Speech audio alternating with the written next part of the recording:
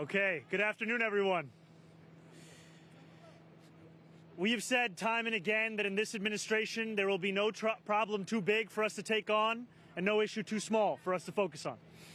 And what we have seen over the course of the last few months and even beyond that is countless New Yorkers reaching out, whether it be in person, whether it be from their bike, whether it be on social media, and making clear that they are tired of obstacles blocking their way. They are tired of biking across this bridge with an anxiety as to what will happen right at the end of it. They're tired of the drop beneath their feet. And we know that cyclists crossed this bridge 2.3 million times in 2024. I was one of them. I also ran across it at an incredibly slow pace. And if you have ever felt the strain of pedaling up this bridge, you know the joy that comes with coming down. And yet, you cannot enjoy that momentum oftentimes because you have to navigate a veritable gauntlet of cycling punishment. And so I am so thankful to the incredible men and women of New York City DOT, to our new commissioner, for ensuring that we are taking action on the issues that animate New Yorkers' concerns at a large level and at a small level. And these are the very workers who have ensured that no longer will people have to worry about the journey when they're just trying to get to where they're going. So thank you all to everyone here for all the work that you have done today and every other day. I say that myself as a cyclist who has navigated this, but also as the mayor of this city who is looking to deliver for New Yorkers in all the different things that they have made and brought to our attention. So with that being said, I'm going to be passing it over to our commissioner, Mike Flynn. Thank you, Mayor. We know that small fixes can have a really big impact on people's day-to-day lives, the users of our streets, our bridges, especially at a place like this, at the foot of the Williamsburg Bridge, which has our highest bike ridership in the city. 8,600 cyclists a day use the Williamsburg Bridge. And this is just the beginning. We're really excited to kick off a $70 million more comprehensive redesign of Delancey Street and the bridge landing here into a real public space with more rational bike routes, safer for pedestrians, streetscape improvements, and bike connections going all the way down to the Bowery. So this is proof that government can deliver, and just the beginning. Both the mayor and I have talked about our ambition to have bold ideas and to make our streets the envy of the world, and that takes big ideas, but it also takes small fixes. Thank you. Thank you so much.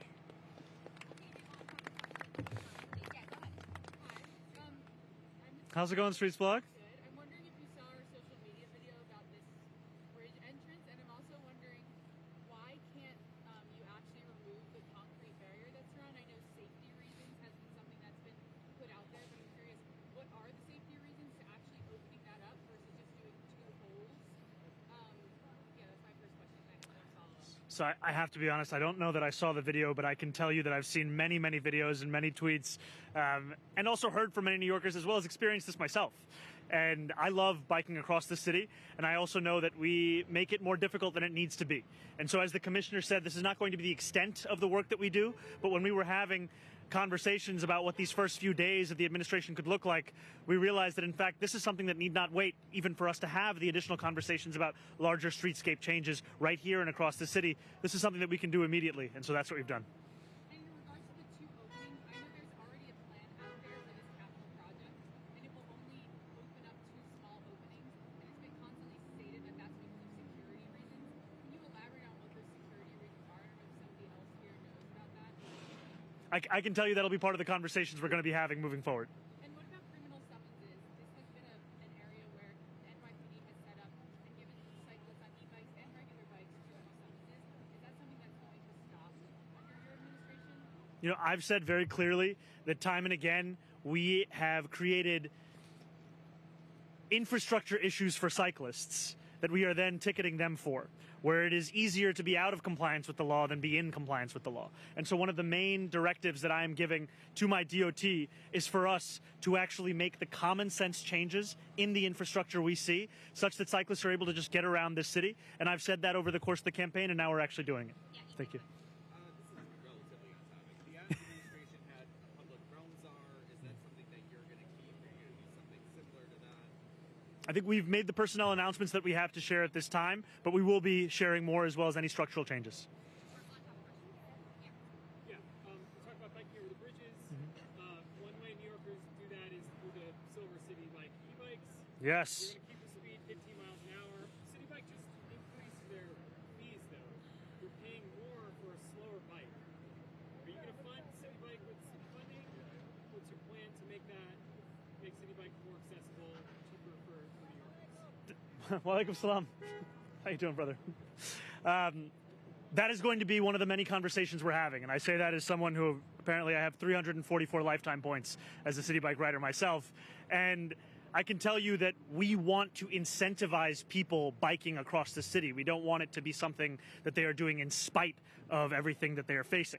And so whether it's the city's relationship with City Bike, or it's also the fact that the city owns and runs its own streets, what we can do to make this a safer city to bike across. And I say that as someone who just got off of a city bike to get to this press conference. On that topic, is there any leverage the city has to hold the city bike fees? I know it's a revenue sharing agreement, but people are saying the rate is going up way too high, and it's going up every year since the What can you do about it? Can you make not only the buses free, can you make city bike free?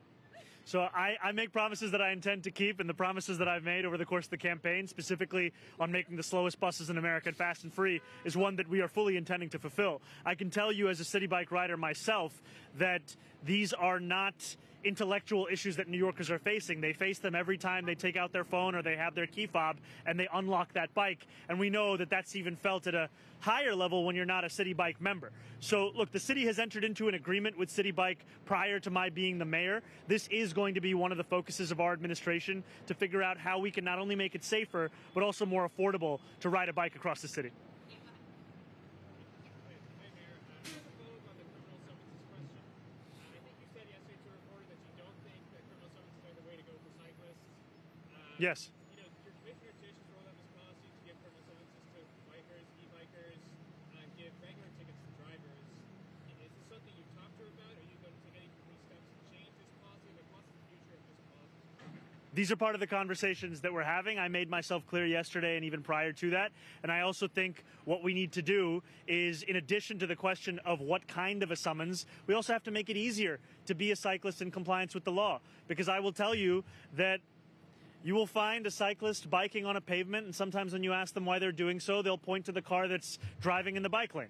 We have to make sure that everyone actually has a place where they can get around this city in a safe manner, and that they can trust the safety of that infrastructure. That's also what we're going to be doing.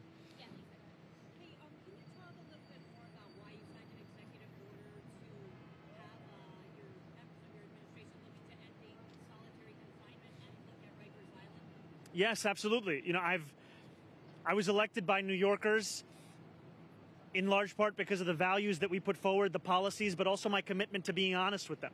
And we know that solitary confinement is something that the public advocate, the city council, they legislated years ago to bring an end to. And yet what we saw in the prior administration was executive order after executive order to ensure that that never came to be. And so what we are directing our administration to do is to develop out a plan to actually be in compliance with the law and start to live up not only to the ideals, not only the honesty, but also the laws that have been passed in this city. Can I follow up on that? Sorry, I was wondering, based off that executive order, A, are you interested in keeping Linnell as the correction commissioner? And then second to that, are you waiting for a judge to name or see? We haven't made any additional personnel announcements at this time, but we will be sure to share them whenever we have any updates on that. And I think what we are also looking to do is to bring an end to the era where city government would simply extend something every 5 days without any plan of what compliance can look like. And this requires us to develop a plan not only with our local partners, but also our federal partners, to ensure that we can live up to the law that was passed here in this city and finally start to showcase our ability to deliver safety and justice in tandem. Yeah. Final one. Yeah. I'm sorry, this is going to be the last one. We will get another day.